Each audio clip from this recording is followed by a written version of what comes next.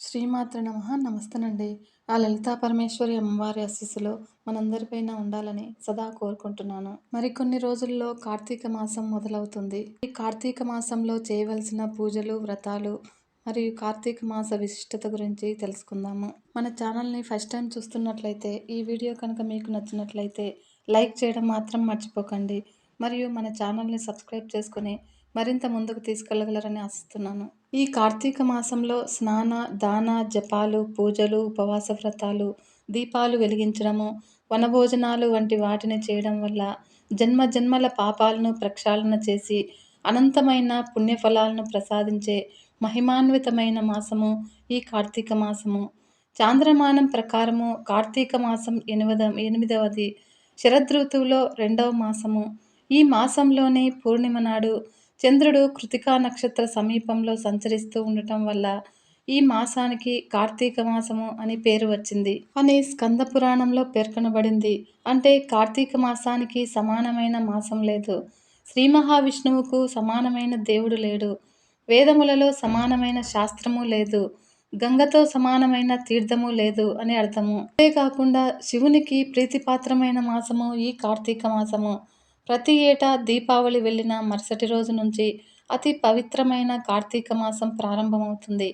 ఈ మాసంలో భక్తులంతా నిత్యము భోళాశంకరుని నామస్మరణి స్మరిస్తూ ఉంటారు. పురాణ కాలం నుంచి ఈ మాసము ఓ ప్రత్యేకతను సంతరించుకుంది. హరిహరాదులను ప్రీతిపాత్రమైన ఈ మాసంలో భక్తకోటి యావత్తు కఠిన నిష్ఠతో చేపట్టే నోములకు ఎంతో ప్రాధాన్యం ఉంది. ఈ మాసంలో పాడ్యమి, చవితి, పౌర్ణమి, చతుర్దశి, ఏకాదశి, ద్వాదశి తిథుల్లో శివపార్వతుల అనుగ్రహం కోసము మహిళలు పూజలు చేస్తూ ఉంటారు. హరిహరాదులకు ఇద్దరికీ ప్రీతికరము ఈ కార్తీక మాసము. మన భారతీయ సంస్కృతిలో కార్తీక మాసం వచ్చింది అంటే ఆ నెల రోజులు పండుగ దినాలే. అందులోనూ కార్తీక మాసము ఈశ్వరారాధనకు చాలా ముఖ్యమైనది. దేశం నలుమూలలా ఉన్న వివిధ ఆలయాల్లో రుద్రాభిషేకాలు, రుద్ర పూజ, 1,00,000 బిల్వదళాలతో పూజలు, అమ్మవారికి 1,00,000 కుంకుమార్చనలు విశేషంగా జరుగుతూ ఉంటాయి. అలా విశేషార్చనలు జరిపే భక్తులకు సదాశివుడు ప్రసన్నుడై కొంగు బంగారంలా సంతోషం కలిగిస్తూ ఉంటాడు. కాబట్టి ఆ స్వామికి ఆశుతోషుడు అనే బిరుదు వచ్చింది. ప్రతి సోమవారము ప్రతి శివాలయాల్లో ఆ రుద్ర నమ్మకము మంత్రభాగము మారుమోగుతూ ప్రతిధ్వనిస్తూ ఉంటుంది. హిందువుల గృహాలలో పంచాయతనల దేవతలను విశేషంగా ఆరాధిస్తారు. ఈ కార్తీక మహత్యం గురించి పూర్వము నైమిషారణ్య ఆశ్రమంలో శౌనకాది మహామునులు అందరికీ సూత మహాముని ఎన్నో విష్ణు భక్తుల చరిత్రలు, విష్ణు మహిమలను వినిపించే సమయంలో ఓ సూతముని శ్రేష్ఠ, కలియుగంలో ప్రజలు సంసార సాగరం నుండి తరింపలేక అరిషడ్వర్గాలకు దాసులై సుఖంగా మోక్షమార్గం తెలియక ఎన్నో ఈతిబాధలు అనుభవిస్తూ ఉన్న ఈ మానవులకు ధర్మాధర్మాలన్నింటిలోనూ ఉత్తమ ధర్మమేది? దేవతలు అందరిలోనూ ముక్తిని వసంగు ఉత్తమ దైవం ఎవరు? మానవునికి ఆవరించి ఉన్న ఈ అజ్ఞానాన్ని రూపుమాపి పుణ్యఫలం ఇచ్చే కార్యమేది? ప్రతి క్షణము మృత్యువు వల్ల వెంబడించబడే ఈ మానవులకు మోక్షం కలిగించు ఒక చక్కని ఉపాయము చెప్పమని కోరారు. ఆ ప్రశ్నలకు విన్న సూతమహాముని, ఓ ముని పుంగవులారా, క్షణికమైన సుఖభోగాల కోసము పరితపించుతూ మందబుద్ధులు అవుతున్న మానవులకు ఈ కార్తీక మాస వ్రతము హరిహరాదులకు అత్యంత ప్రీతికరమైనది. దీనిని ఆచరించటం వల్ల సకల పాపాలు హరించబడి మరుజన్మ లేక పరంధామం పొందగలరు. పుణ్యాత్ములకు మాత్రమే ఈ కార్తీక మాస వ్రతము ఆచరించాలని కోరికను కలుగజేస్తాడు ఆ పరమాత్మ. దుష్టులకు, దుర్మార్గులకు వారి కర్మలు పరిపక్వమయ్యే వరకు ఏవగింపు కలిగిస్తాడు. అయితే ఈ మాసంలో వచ్చే సోమవారాలు, చవితి, ఏకాదశి, ద్వాదశి, పౌర్ణమి అత్యంత పుణ్యప్రదమైనవి.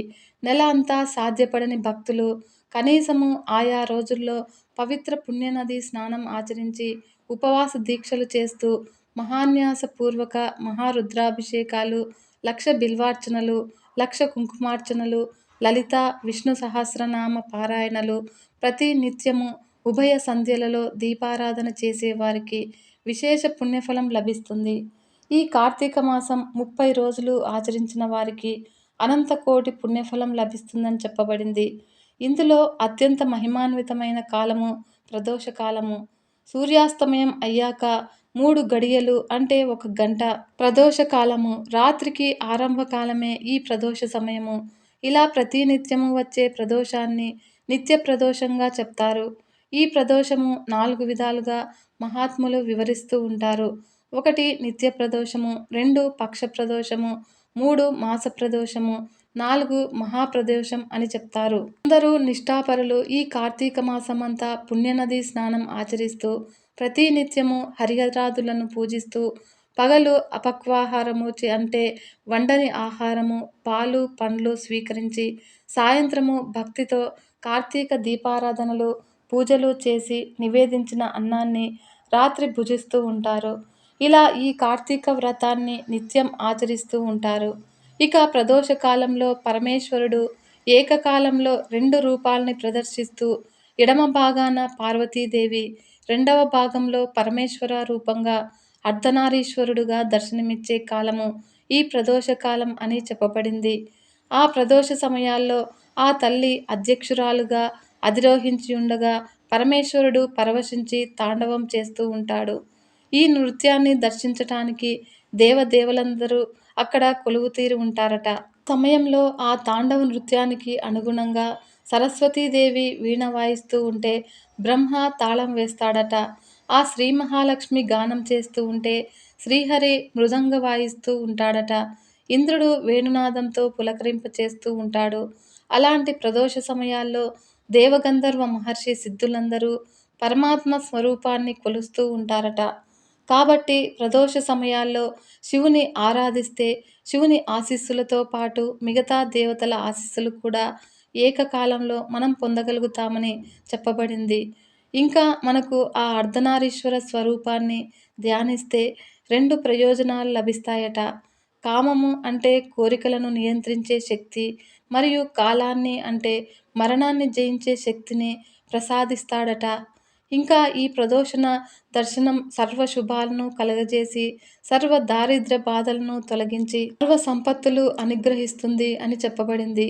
ఈ కార్తీక మాసంలో అత్యంత విశేషమైనది ఉత్తానైక ఏకాదశి అంటే శ్రీ మహావిష్ణువు పాలకడలిలో ఆదిశేషుని పాన్పు పైన ఆషాఢ శుద్ధ ఏకాదశి నాడు తన యోగ నిద్రను ప్రారంభించి తిరిగి కార్తీక శుద్ధ ఏకాదశి నాడు కనులు విప్పి యోగనిద్ర నుంచి మేల్కొన్న రోజుకే ఉత్థాన ఏకాదశి అనే పేరు.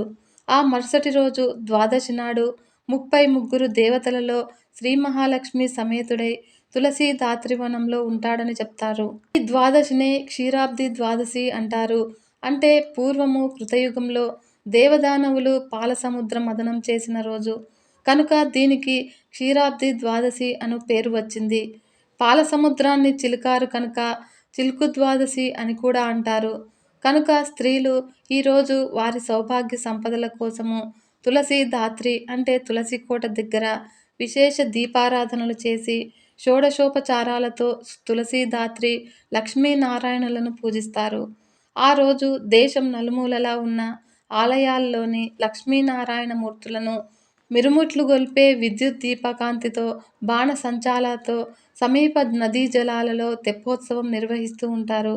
ఈ కార్తీక పూర్ణిమ నాడు వరిగడ్డిని వెంటిగా చుట్టి దానిని 2 స్తంభాలకు కట్టి ఆ వెంటిని 3 మార్లు కాగడాలుగాతో వెలిగిస్తూ వాటి క్రింది పార్వతీ పరమేశ్వరుల ప్రతిమలను పల్లకీలో ఊరేగించి 3 సార్లు త్రిప్పి జ్వాలా తోరణ వేడుకను నిర్వహిస్తారు. అలా హరిహరాదులకు ప్రత్యేక ఉత్సవ వేడుకలు నిర్వహిస్తారు. ఇలా ఈ కార్తీక మాస విశేషాలను కొనియాడి చెప్పడానికి సహస్ర ముఖాలు కలిగిన ఆదిశేషుడు చతుర్ముఖుడైన బ్రహ్మకే సాధ్యం కాదని చెప్పగా ఇక మానవ మాత్రులమైన మనమెంత అని సూత మహాముని చెప్పారు. సంస్కృతిలో ఈ దీపారాధన అనేది ప్రధానాంశము. ఈ దీపాదానంలో ఆవు నెయ్యి ఉత్తమోత్తమైనది, మంచి నూనె మధ్యమము, ఇప్ప నూనె అధమము, ఇతర నూనెలు అడవిలో పుట్టిన నూనెలు అధమాతి అధములు. గేదె నేతితో దీపం వెలిగిస్తే పూర్వ పుణ్యము కూడా నశించిపోతుంది. అదే స్వల్పంగా ఆవు నెయ్యి కలిపి వెలిగించేస్తే దోషం లేనిదని, అలా 1 మొదలు 1000 వరకు దీపాలు వెలిగించటము ఎంతో శుభప్రదమని వాటి సంఖ్యను బట్టి వివిధ ఫలాలు అందిస్తుందని దీపదాన మహత్యంలో చెప్పబడి ఉన్నారు. అలాంటి దీపారాధన పూజా మందిరంలో, దేవాలయాల్లో, గృహ ప్రాంగణాలలో, తులసి బృందావనంలో, మారేడు, రావి వంటి దేవతా వృక్షాల దగ్గర, పుణ్య నదీ తీరాలలో వెలిగించటము అత్యంత పుణ్యప్రదమని పురాణాలు వర్ణించి చెబుతున్నాయి. మరియు ఈ మాసంలో సోదరి చేతి వంట భగనీ హస్త భోజనము చేసి యథాశక్తి వారికి కానుకలు సమర్పించటంతో పాటు సమీప వనంలో బంధువులు, స్నేహితులతో కలిసి ఉసిరి చెట్టును పూజించి సాత్విక ఆహారంతో వనభోజనాలు చేస్తూ ఉండటం మంచిది. అందువల్ల మన జీవన గమనంలో మంచి ఆహ్లాదంతో పాటుగా అన్నదాన ఫలితం కూడా లభిస్తుంది.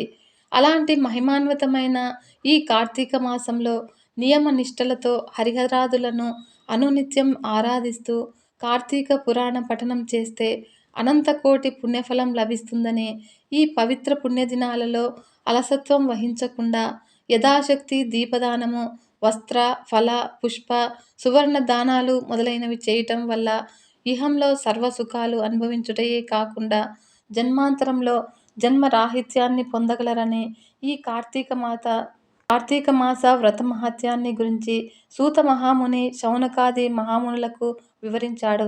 ఈ కార్తీక మాస విశిష్టత ఏంటి అంటే, ఆయా మాసాలలో చంద్రుడు పూర్ణుడై ఏ నక్షత్రంలో ఉంటాడో ఆ నక్షత్రం పేరే ఆ మాసానికి వస్తుంది. కృతికా నక్షత్రంపై చంద్రుడు పూర్ణుడై ఉండటం వల్ల ఈ మాసానికి కార్తీక మాసమని పేరు. ఈ మాసంలో కృతికా నక్షత్రానికి దీపారాధనకు, సోమవారాలకు ప్రాధాన్యత ఉంది. ఈ విషయాలను గురించి ఇప్పుడు మనం తెలుసుకుందాము. కృతికా నక్షత్రానికి నక్షత్రాలలో మంచి ప్రాముఖ్యత ఉంది. దేవతలలో ప్రథముడైన అగ్నిదేవుడు ఈ నక్షత్రానికి అధిపతి. అగ్ని నక్షత్రాలైన కృత్తిక, ఉత్తరాషాఢాలలో మొదటిదియే కృత్తికయే. వేదకాలంలో సంవత్సరము కృత్తికా నక్షత్రంతోనే ఆరంభమయ్యేది. ఈ నక్షత్రాన్ని అగ్ని నక్షత్రమని అంటారు. అగ్ని 6 ముఖాలు కలవాడు. కృత్తికలు కూడా 6 నక్షత్రాలు. ఈ కృత్తికలు ఒక విశిష్టత ఉంది. అదేమిటంటే కుమారస్వామిని షణ్ముఖుడు అని అంటారు. అంటే 6 ముఖాలు కలవాడని అర్థము.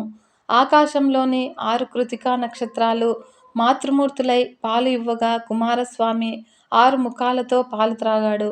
ఈ విధంగా కృత్తికలచే పెంచబడటంతో కుమారస్వామికి కార్తికేయుడు అనే పేరు వచ్చింది. ఈ కారణాల వల్ల కృత్తికలకు ప్రాముఖ్యం కలిగింది. ఈ కార్తీక దీపాల విశిష్టత గురించి తెలుసుకుందాము. ఈ మాసంలో చెప్పుకోదగ్గ మరో అంశము దీపారాధన. ఈ మాస ప్రారంభం నుండి సూర్యోదయానికి పూర్వమే లేచి నదీ స్నానం చేసి శుచిగా పొడిబట్టలు ధరించి దీపారాధన చేయాలి. ఈ మాసంలోనే జ్వాలా తోరణాన్ని కొన్ని చోట్ల వెలిగిస్తారు. ఈ కాలమంతా దేవాలయాలన్నీ దీపాలచే అలంకరించబడి ప్రజలను ఉత్తేజపరుస్తూ శోభాయమానంగా ఉంటాయి. ప్రతి ఇంటి ముంగిట ఈ మాసాంతం వరకు దీపం వెలుగుతూ ఉంటుంది.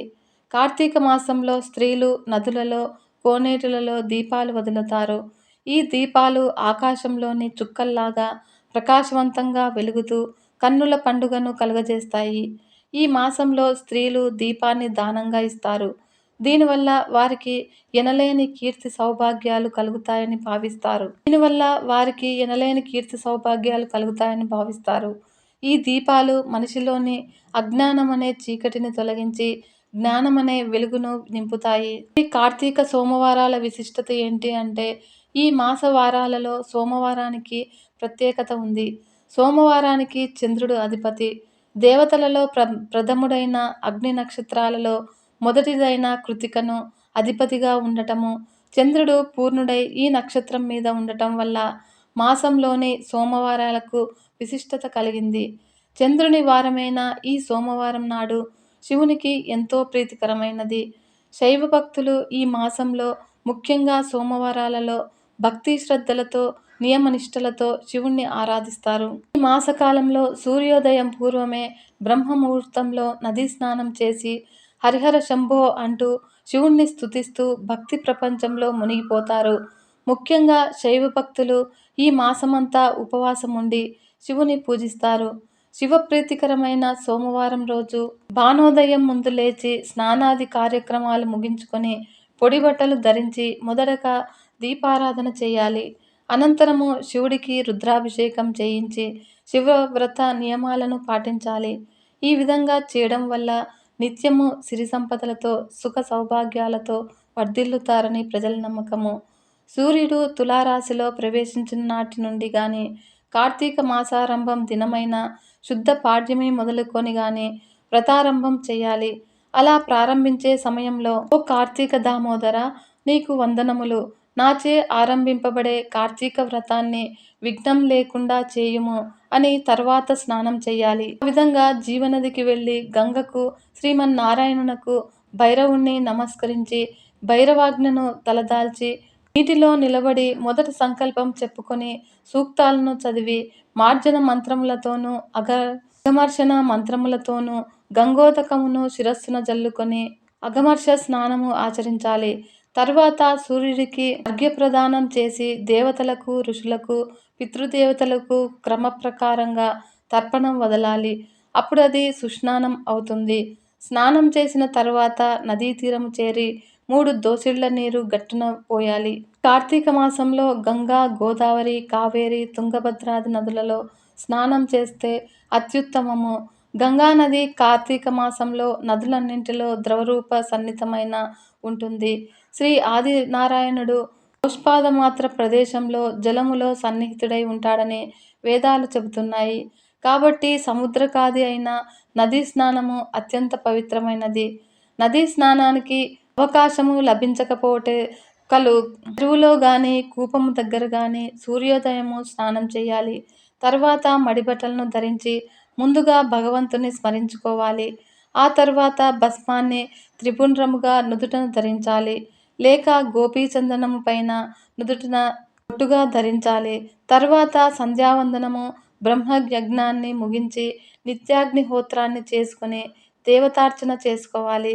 స్నాన తీర్థములోనే కార్తీక పురాణము శ్రవణము చేయాలి. తర్వాత సూర్యుడు అస్తమించే కాలంలో సాయం సంధ్యంను పూర్తి చేసుకుని శివాలయమును గాని విష్ణు ఆలయంలో గాని దీపారాధన చేయాలి.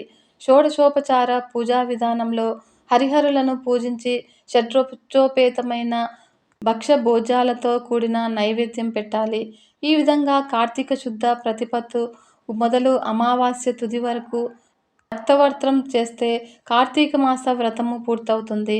మరునాడు శక్తిని అనుసరించి మృష్టాన్నముతో భూతతృప్తి కావించాలి. కార్తీక మాసంలో సోమవారము శివప్రీతికై సోమవార వ్రతమును చేసిన వారికి కైలాసంలో శివుని సన్నిధానమునందున ప్రాప్తిస్తుంది. సోమవార వ్రత విధానము ఎలాంటిది అంటే సోమవారం నదీ స్నానం చేసి సంపూర్ణంగా ఉపవాసం ఉండి శివునికి అభిషేకం చేసి రాత్రి మొదటి జామున భుజించాలి. ఆ రోజున ఇతరుల్లాగా పదార్థం గ్రహించరాదు. తిలదానము మొదలైన దానాలు ఇవ్వటం వల్ల పాపాలన్నీ నశిస్తాయి. ఇంకా అత్యంత నిష్ఠతోనూ భక్తితోనూ ఆచరింప అవకాశం ఉన్నవారు ఆ దినము రాత్రి కూడా నిద్రపోకుండా పురాణాది పఠనంతో జాగరణ చేసి మరునాడు శక్తి కొలదిగా బ్రాహ్మణులకు సంతర్పణను చేసి తర్వాత భుజించాలి. ఈ పై రెండు చేయలేని వారు సోమవారం రోజు సాయంత్రం వరకు ఉండి భుజించాలి. ఇందులో ఏది చేయడానికి శక్తి లేకపోతే నదీ స్నానం చేసుకుని భగవంతుని ధ్యానించాలి. సోమవారం రోజు స్త్రీ గాని పురుషుడు గాని నక్షత్ర దర్శనం అయ్యే వరకు ఉపవాసం చేసి తర్వాత భుజించిన వారి పాపాలు అగ్నిలో పడిన దూది వలె నాశనం అవుతుంది. ఆ రోజున శివుడికి అభిషేకం చేసి బిల్వదళంబులతో సహస్రనామార్చన చేసి ఇతరులచే చేయించిన శివపంచాక్షరి మంత్రాన్ని జపించిన వారికి శివుడు అనుగ్రహించి సర్వ సంపదలను సమస్త శుభాలను చేకూరుస్తాడు. ఈ కార్తీక సోమవారాలు లేదా పౌర్ణమి నాడు గాని లేక ఇతర దినాల్లో అయినా సాయం సమయాల్లో శివాలయంలో ఉసిరికాయ పైన వత్తులను ఉంచి దీపం వెలిగించడము శ్రేష్టము. ఆవు నెయ్యితో దీపం వెలిగించడము ఇంకా శ్రేష్టము. లేదంటే నువ్వుల నూనెతో గాని కొబ్బరి నూనెతో గాని నెయ్యితో గాని అవిసె నూనెతో గాని విప్ప నూనెతో గాని లేదంటే కనీసం ఆముదంతోనైనా దీపాన్ని వెలిగించాలి. అంతేకాకుండా కార్తీక మాసంలో దీపదానం చేయాలని శాస్త్రవచనము. కార్తీక మాసంలో 30 రోజులలో దీపం పెట్టలేని వారు శుద్ధ ద్వాదశి, చతుర్దశి, పూర్ణిమ దినాల్లో తప్పక దీపం పెట్టాలని శాస్త్రవచనము. ఈ విధంగా కార్తీక మాసంలో దీపాలను వెలిగించడము, దీపదానం చేయడం వల్ల సకల జీవరాశులే కాకుండా రాళ్ళు, రప్పలు, వృక్షాలు వంటివి కూడా ముక్తిని పొందుతాయని పురాణ కథనము. సకల రోగాలు నశింపచేసే సోమనాథుడి వృత్తాంతం గురించి తెలుసుకుందాము. కార్తీక మాసంలో శివనామ స్మరణకు ఎంతో విశిష్టత ఉంది. కేవలము శివ పంచాక్షరి మంత్రంతోనే ముక్తిని సాధించవచ్చు అని అంటారు పురాణ పండితులు. పెద్దలు అయితే పరమేశ్వరుడు జ్యోతిర్లింగాల రూపంలో వెలిశాడు. ద్వాదశ జ్యోతిర్లింగ శ్లోకంలో సౌరాష్ట్రే సోమనాథంచ అని ఉండటము అందరికీ తెలిసిందే. అయితే ఈ సోమనాథ ఆలయము ఎక్కడ ఉంది? దాని విశిష్టత ఏంటి? ఇక్కడ శివుడు వెలసిన కారణం ఏమిటి? వంటి విషయాలు తెలుసుకుంటే, సౌరాష్ట్ర దేశంలో ప్రభాస తీర్థం ఉన్నది. దక్ష ప్రజాపతికి అశ్విని, భరిణి మొదలైన 27 మంది పుత్రికలు ఉన్నారు.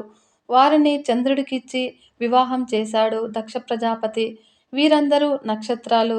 అయితే చంద్రుడికి తన భార్యలందరిలోకి రోహిణి మీద ఎక్కువ ప్రేమ, అనురాగం కలిగి ఎక్కువ కాలము ఆమె వద్దనే గడిపేవాడు.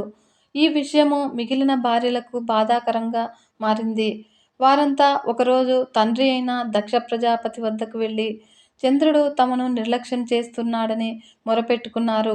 అందుకు దక్ష ప్రజాపతి చంద్రుని పిలిపించి, చంద్ర, నా కుమార్తెలు 27 మందిని నీకిచ్చి వివాహం చేశాను. నువ్వు అందరినీ సమంగా చూడాలి కదా. కానీ నువ్వు ఒకరిపై ఎక్కువ అనురాగము, వేరొకరిపై తక్కువ అనురాగము చూపకూడదు కదా. ఈ ధర్మాన్ని గ్రహించి నీ భార్యలను జాగ్రత్తగా చూసుకో అని అన్నాడు. అప్పుడు చంద్రుడు సరేనని అన్నాడు. ప్రజాపతి మాట కాదనలేక సరే అన్నాడు. అంతేకాని తన బుద్ధి మాత్రం మార్చుకోలేదు. రోహిణితోనే ఎక్కువ కాలం గడుపుతూ ఉన్నాడు. అలా చంద్రుని తీరు మారకపోయేసరికి మిగిలిన భార్యలు దక్ష ప్రజాపతి దగ్గరికి వెళ్ళి మళ్ళీ ఈ విషయం గురించి చెప్పారు. దాంతో కోపగించిన దక్ష ప్రజాపతి చంద్రుని క్షయవ్యాధి పీడితుడుగా మారిపొమ్మని శాపం పెట్టాడు. అలా ఆయన శాపం పెట్టగానే చంద్రుడికి క్షయవ్యాధి సోకింది. రోజు రోజుకు కృషించిపోతున్నాడు. ఇంకా భరించలేక బ్రహ్మదేవుని దగ్గరకు పోయి తనను రక్షించమని మొరపెట్టుకున్నాడు. అలా విషయమంతా తెలుసుకున్న బ్రహ్మదేవుడు చంద్రునితో సౌరాష్ట్ర దేశంలో ప్రభాస తీర్థం ఉన్నది. అక్కడికి పోయి మృత్యుంజయ మహామంత్రాన్ని జపించు అని మంత్రోపదేశం కూడా చేశాడు. అలా ప్రభాస తీర్థంలో చాలా కాలము మృత్యుంజయ మంత్ర జపం చేశాడు ఈ చంద్రుడు. చివరకు పరమేశ్వరుడు అనుగ్రహించి అతడికి ప్రత్యక్షమై నీకు ఏమి వరం కావాలో కోరుకో అని అన్నాడు. అప్పుడు చంద్రుడు తన మామగారు తనకిచ్చిన శాపం సంగతి చెప్పి క్షయవ్యాధి నుంచి తనను రక్షించమని కోరుకున్నాడు. దానికి శంకరుడు, చంద్ర, దక్ష ప్రజాపతి సామాన్యుడు కాడు, నవబ్రహ్మలలో ఒకడు. కాబట్టి అతని మాట వ్యర్థం కాదు. అలా అని నీ ప్రార్థన త్రోసిపుచ్చటం న్యాయం కాదు. అందుచేత కొంతకాలం నువ్వు వ్యాధిగ్రస్తుడుగా, మరికొంతకాలము సుఖంగా ఉండు. అంటే కృష్ణపక్షంలో క్రమక్రమంగా నీ కళలు క్షీణిస్తాయి. మళ్ళీ శుక్లపక్షంలో ప్రతిరోజు వృద్ధి చెందుతాయి. ఈ రకంగా పౌర్ణమి రోజున 16 కళలతో విరాజిల్లుతూ అమావాస్య రోజున కళావిహీనుడివి అవుతావు అని అన్నాడు. అప్పటి నుంచి చంద్రుడికి వృద్ధి క్షయాలు ఏర్పడినాయి. ఆ తర్వాత చంద్రుని ప్రార్థన మీద పరమేశ్వరుడు ప్రభాస తీర్థంలో జ్యోతిర్లింగంగా వెలిశాడు. సోముడు అంటే చంద్రుడు. అక్కడ సోమునిచే పూజింపబడ్డాడు కాబట్టి సోమనాథుడు అనే పేరుతో పిలువబడుతున్నాడు. సోమనాథుని అర్చించిన వారికి భయంకర రోగములు కూడా పటాపంచలు అవుతాయని, మానసిక బాధలు తొలగిపోతాయి అని భక్తుల నమ్మకము. అలాగే ఓంకారేశ్వరుడు ఎలా వెలిశాడో ఇప్పుడు తెలుసుకుందాము. వింధ్య పర్వతాలలో ఓంకార క్షేత్రం ఉన్నది అని అంటారు. ఆ క్షేత్రాన్ని గురించి తప్పక తెలుసుకోవాలి. పూర్వకాలంలో ఒకసారి నారదుడు క్షేత్రాలన్నీ సందర్శించుకుంటూ వింధ్య పర్వతం మీదికి వచ్చాడు. నారద మహర్షి రాగానే వింధ్యరాజు ఎదురు వెళ్ళి స్వాగత సత్కారాలు అందించి ఉచిత రీతిన గౌరవించాడు. అలా వారిద్దరి మధ్య కుశల ప్రశ్నలు అయిన తర్వాత ఇష్టాగోష్ఠి జరుగుతూ ఉంది. ఆ సమయంలో వింధ్యరాజు నారద మహర్షిని, మీరు త్రిలోక సంచారులు, మీకు తెలియని విషయం ఏదీ లేదు. నా దగ్గర సమస్త సంపదలు, సకల ధాతువులు, బంగారము మొదలైన లోహములు కోకొల్లలుగా ఉన్నాయి. అలాంటప్పుడు పర్వతాలలో సార్వభౌముడు అని చెప్పదగిన వాడు నేను గాక ఇంకెవరు ఉంటారు అని అన్నాడు. ఆ మాట విని పెద్ద నిట్టూర్పు విడిచాడు నారదుడు. అలా నారదుడు తనని మెచ్చుకోకుండా అలా నిట్టూర్పు విడిచేసరికి ఆశ్చర్యపోయాడు వింధ్యరాజు. మహర్షి నిట్టూర్పుకు కారణం ఏమిటి? పర్వతాలలో సార్వభౌముడు తను కాదా? అని ఈ రకంగా ఆలోచిస్తూ, మహర్షి, నేను అలా అనగానే ఇలా నిట్టూర్పు విడుస్తున్నారు ఎందుకు? మీరు అలా నిట్టూర్చడం వెనుక అర్థమేమిటి? అని అడిగాడు వింధ్యరాజు. దానికి నారదుడు, వింధ్యరాజా, నువ్వు చెప్పినదంతా నిజమే. నీ దగ్గర సర్వ సంపదలు ఉన్నాయి. సమస్త ధాతువులు ఉన్నాయి. బంగారము మొదలుగా గల లోహాలు అన్నీ ఉన్నమాట నిజమే కానీ, మేరు పర్వత శిఖరాన గురించి తెలియదా? ఆ శిఖరాలు మహోన్నతములై దేవలోకము గదాకా వ్యాపించి ఉన్నాయి. అందుకని ఇంద్రాది దేవతలందరూ అక్కడ విహరిస్తూ ఉంటారు. మరి వారందరూ నీ దగ్గరకు వస్తున్నారా? నీకా భాగ్యం లేదు. అందుకే నాకు విచారము. నా నిట్టూర్పుకు కారణం కూడా అదే అన్నాడు. మేరు పర్వతం కన్నా గొప్పది అనిపించుకోవాలనే పట్టుదల వింధ్య పర్వతానికి కలిగింది. దానికోసము ఆ పరమేశ్వరుని ఆరాధించటం తప్ప మరే మార్గం లేదు అని నిశ్చయించింది. తపస్సు చేయటానికి ఓంకార యంత్రము ఒకటి తయారు చేసి దాని మీద పార్థివలింగం స్థాపించి సంకల్పించాడు. ఆ రకంగా 100 నెలలు ఘోరమైన తపస్సు చేశాడు. అప్పుడు అతడి తపస్సుకు మెచ్చిన భక్త సులభుడైన పార్వతీపతి ప్రత్యక్షమై ఏం వరం కావాలో కోరుకో అని అన్నాడు. ఇప్పుడు వింధ్యరాజు, పరమేశ్వర, చంద్రమౌళీశ్వర, పాహిమాం తండ్రి పాహిమాం. నీ కరుణ దేశమాత్రము ఉన్నప్పటికీ నీ భక్తుల కోరికలు పూర్తిగా తీరిపోతాయి. అలాంటిది నువ్వు ప్రసన్నమైనావు. నాకు ఇంక కావలసినది ఏమున్నది? అయినప్పటికీ నాదొక చిన్న ప్రార్థన. మేరు శిఖరాలు బాగా పెద్దవిగా, దేవతలు విహరించడానికి వీలుగా ఉండటము నాకు భరించలేకుండా ఉన్నది. దేవతలందరూ నీ పాదాలకు నమస్కరిస్తారు కాబట్టి, అటువంటి నువ్వు నా శిఖరాన సదా నివసించవలసిందిగా నా ప్రార్థన అని అన్నాడు వింధ్యరాజు. ఆ పలుకులు ఆలకించిన శంకరుడు భక్తుడైన వింధ్యరాజు కోరిక తీరుస్తానన్నాడు. ఇప్పుడు ఓంకార యంత్రము, పార్థివలింగము రెండుగా అయిపోయినాయి. ఓంకార యంత్రమునందు ఉద్భవించినవాడు కాబట్టి ఓంకారేశ్వరుడు, పార్థివలింగమందు ఉద్భవించినవాడు కాబట్టి అమరేశ్వరుడు అయ్యాడు. ఇక్కడ నర్మదా నది కూడా 2 పాయలుగా చీలిపోయింది. ఆ 2 పాయల నడుమ ఒక శిఖరం ఉన్నది. ఆ శిఖరము మీద సూర్యవంశపు రాజు మాంధాన ఓంకార రూపంలో దేవాలయాలు కట్టించాడు.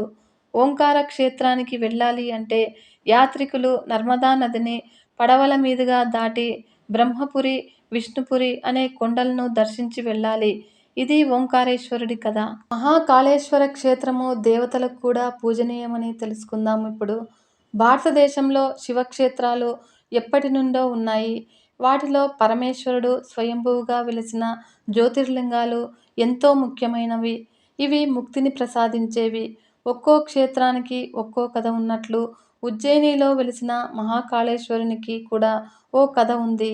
కేవలం జ్యోతిర్లింగ క్షేత్రంగానే కాకుండా అష్టాదశ పీఠాలలో కూడా ఒకటైన ఈ ఉజ్జయిని క్షేత్రంలో మహాకాళేశ్వరుడి గురించి కార్తీక మాస సందర్భంగా తప్పక తెలుసుకోవాలి. పూర్వకాలంలో ఉజ్జయిని పట్టణంలో వేదప్రియుడు అనే బ్రాహ్మణుడు ఉండేవాడు. అతడు వేదాంగ విదుడు. యజ్ఞ యాగాది కర్మలను ఎంతో చక్కగా ఆచరించేవాడు. అంతకంటే ముఖ్యంగా అతడు ఒక గొప్ప శివభక్తుడు. అతనికి 4 కుమారులు. ఉజ్జయినికి దగ్గరలోనే రత్నమాల అనే పర్వతము ఒకటి ఉండేది. ఆ పర్వతం మీద దూషణుడు అనే రాక్షసుడు నివాసం ఉంటున్నాడు. అతడు బ్రహ్మను గూర్చి తపస్సు చేసి అనేక వరాలను పొందాడు. అలా వరాలు చాలా ఉన్నాయనే గర్వంతో అతడు బ్రాహ్మణులను ఇష్టమొచ్చినట్లుగా పీడిస్తూ ఉన్నాడు. అలా వారు ఎంతో నిష్ఠతో చేసే యజ్ఞ యాగాది కర్మలు పాడు చేస్తూ ఉన్నాడు. ఒకరోజు ఆ రాక్షసుడు ఉజ్జయిని పట్టణాన్ని ముట్టడించాడు. ఆ రాక్షసుని సైన్యం అంతా గ్రామంలో పడి ప్రజలను పీడిస్తోంది. ఆ రాక్షసుడు ఈ బ్రాహ్మణోత్తముణ్ణి ఇంట్లో ప్రవేశించి పెద్ద పెద్దగా అరుస్తూ వేదప్రియుణ్ణి చంపటానికి చూస్తూ ఉన్నాడు. అదే సమయంలో వేదప్రియుడు ఒక పార్థివలింగాన్ని ఆరాధిస్తూ ఉన్నాడు. ధ్యానంలో ఉన్న బ్రాహ్మణుణ్ణి చంపటానికి కత్తి ఎత్తాడు ఆ రాక్షసుడు. మరుక్షణంలో ఆ శివలింగం నుంచి మహాదేవుడు ఉద్భవించి రాక్షసుణ్ణి చంపేశాడు. అలా రాజు మరణించగానే అతడి సైన్యం కూడా పలాయనం చిత్తగించింది. ఇప్పుడు ఈశ్వరుడు వేదప్రియుడితో, వత్స, నీ భక్తికి మెచ్చాను. నీకు ఏం వరం కావాలో కోరుకో అని అన్నాడు. దానికి ఆ బ్రాహ్మణుడు, ప్రభూ, భక్తవత్సల, ఆత్రత్రాయణ పరాయణ, నువ్వు మృత్యుంజయుడవు.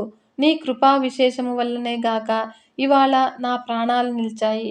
కాబట్టి నువ్వు ఈ గ్రామంలోనే వెలసి భక్తులను రక్షించు అని అడిగాడు.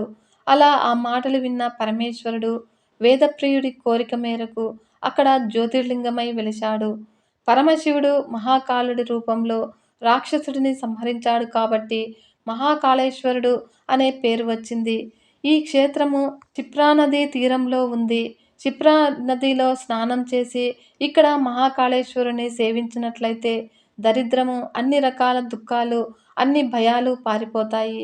ఇక్కడ ఆలయం 5 అంతస్తులుగా ఉంటుంది. క్రింది అంతస్తులో మహాకాళేశ్వరుడు ఉంటాడు. ప్రతిరోజు సూర్యోదయానికి పూర్వమే ఆ లింగానికి అభిషేకం చేసి చితాభస్మాన్ని లింగానికి అలంకరిస్తారు. గురువు సింహరాశిలోకి వచ్చినప్పుడు క్షిప్రాది నదికి పుష్కరాలు వస్తాయి. ఈ గ్రామానికి దేవత అదంతిక, అందుచేతనే ఈ పట్టణాన్ని అవంతిక అని కూడా అంటారు. ఆకాశే తారకం లింగం పాతాళే హటకేశ్వరము మత్స్యలోక మహాకాయం లింగత్రయ నమోస్తుతే అనే శ్లోకంతో మహాకాళేశ్వరుని జపిస్తారు.